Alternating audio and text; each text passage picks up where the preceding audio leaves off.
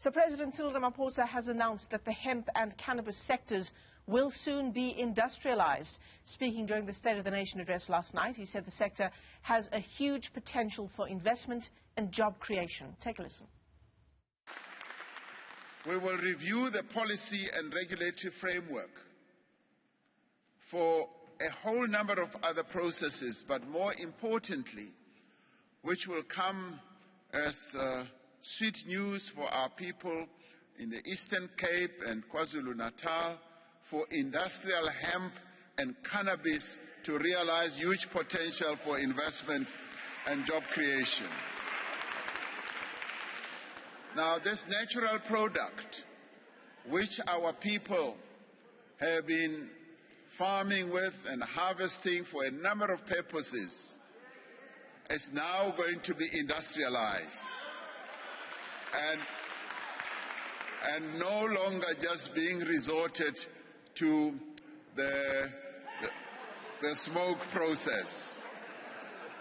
Many countries around the world have already advanced to higher levels. Our immediate neighbor in Lesotho has moved ahead on the industrialization of cannabis in leaps and bounds. And the products that are to be eked out of hemp and cannabis are in great demand around the world. We want to harness this so that we can release and unleash the energy of our ordinary farmers in the various parts of our country, especially in the Eastern Cape, as well as in KwaZulu-Natal, particularly in the Pondoland area. All right, well, let's get your reaction to this development announced by the President in his State of the Nation address. Joining us via our video link is Gareth Prince, Cannabis Development Council of South Africa chairperson. We're also in conversation with Sibusiso Xaba, who's the CEO of African Cannabis Advisory Group. Gareth, let's kick off the discussion with you this morning. Welcome to both of you first as a start. Heartened by what the President had to say last night? Good morning to all of your viewers and all of your listeners. We are enheartened by the President's announcement, but we have to stress that any development that is not centered around indigenous Daga and South Africa's other most important resource, its people, is bound not to be sustainable.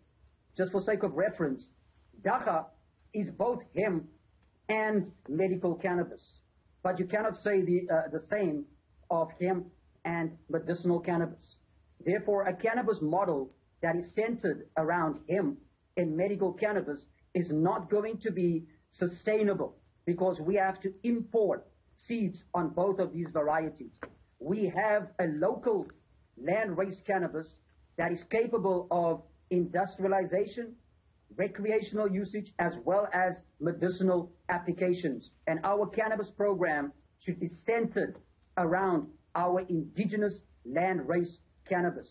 And as the President said, they will remove obstacles with regard to the regulatory framework, and that has been the biggest stumbling block thus far because our government does not seem to have a coherent or a coordinated plan for us to industrialize and commercialize around cannabis.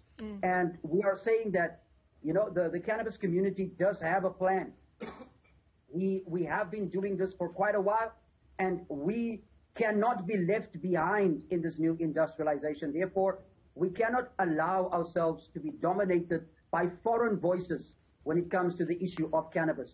We have to rely upon what we have in South Africa, and we have to rely upon the people of South Africa. Instead of sending South Africans to jail, we need to put South Africans to work around cannabis so that the conversation can change away from an emphasis on recreational cannabis towards job creation and the alleviation of poverty and desperation and hopelessness. Sibusiso, I want to bring you into the discussion here because as Gareth says, the cannabis community does have a plan. So when the President talks about reviewing the policy and regulations around industrializing hemp and cannabis, is he making that kind of announcement at the State of the Nation address after wide consultation?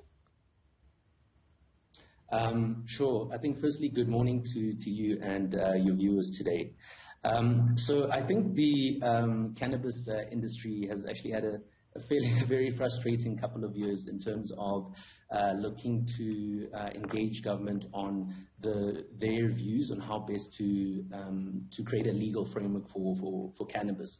I think last year was a shift in sort of engagement and sentiment, where we started to see government engaging the sector and looking for feedback in order to help inform what legislation and regulation will look like.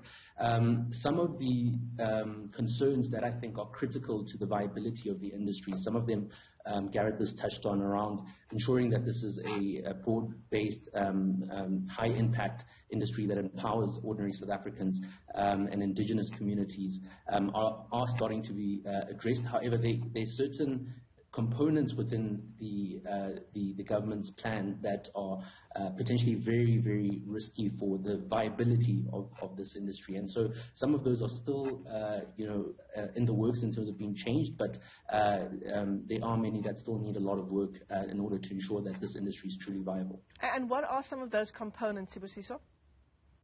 Sure. So I think when we look at hemp as sort of a key focal point from the President's address yesterday, the distinction between hemp and marijuana is one that is determined by the level of THC in a product, which is the psychoactive substance that's responsible for giving that high effect. In South Africa, that proposed limit is way too low. We know that the proposed limit is around 0.2% THC. However, because of South Africa's climate, we breach that limit very easily, which would mean that most of the hemp that is grown would fall off the agricultural classification into the controlled substance classification and would effectively need to be destroyed and wouldn't be able to be used commercially. So we have proposed that limit needs to go to 1% in order to ensure that the cultivation of hemp from an agricultural and an industrial perspective is feasible within the country. And that's just one of quite a few that I think are quite key to iron out and fix before we have confidence that this industry is going to be sustainable. Yeah.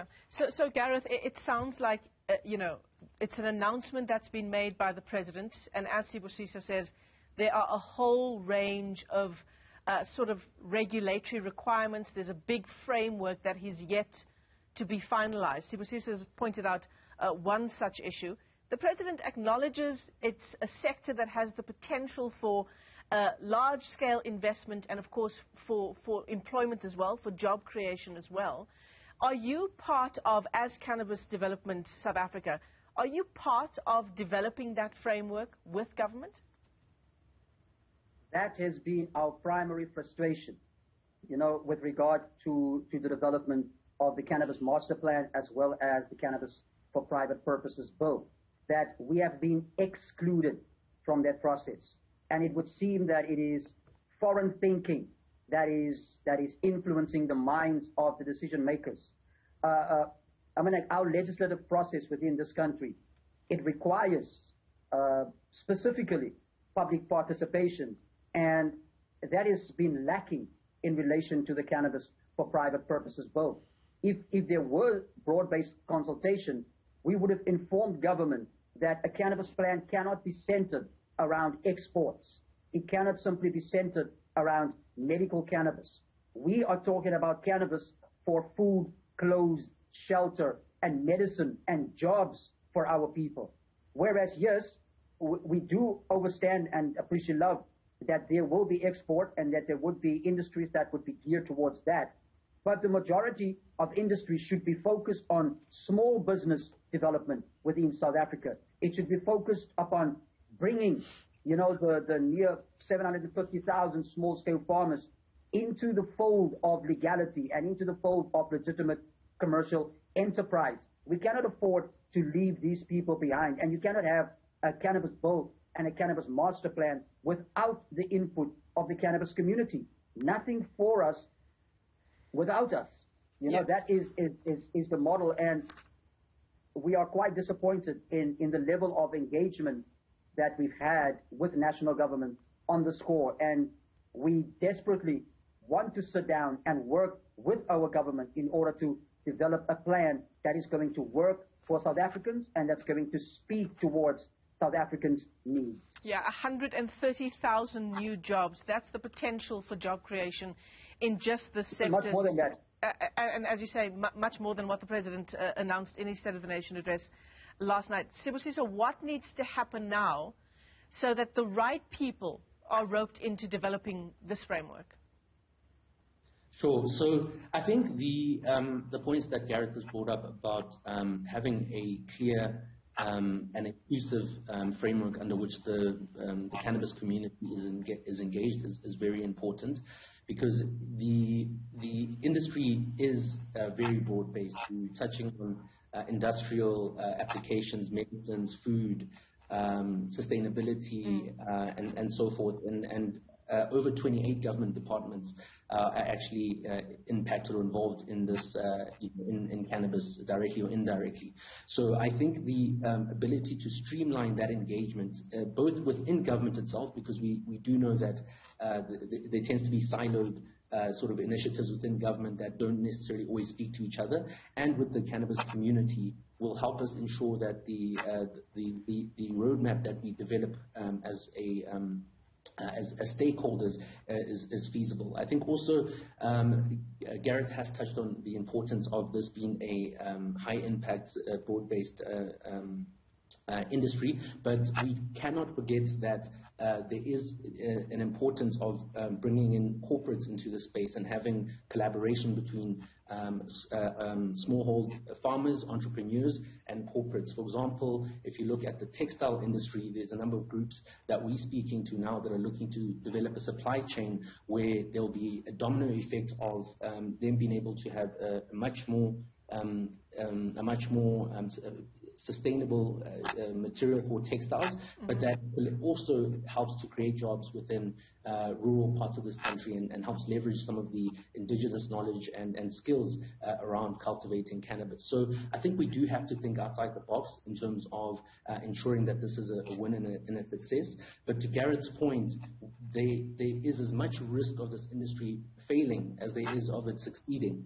And the nuance in how we develop this industry is going to be key to determine where we land up in the future. Yeah, absolutely. Structural reforms are necessary for us to revive economic growth, particularly in this sector. Those are the words of President Cyril Ramaphosa insofar as the hemp and cannabis industry is concerned in South Africa. To both of our guests this morning, thanks very much for your time, giving us a sense of what should now happen to unlock that potential for economic growth and job creation. Sibusiso Xaba is the CEO of the African Cannabis Advisory Group, and Gareth Prince is the chairperson of Cannabis Development Council of South Africa. To both of you, thanks very much indeed for joining us.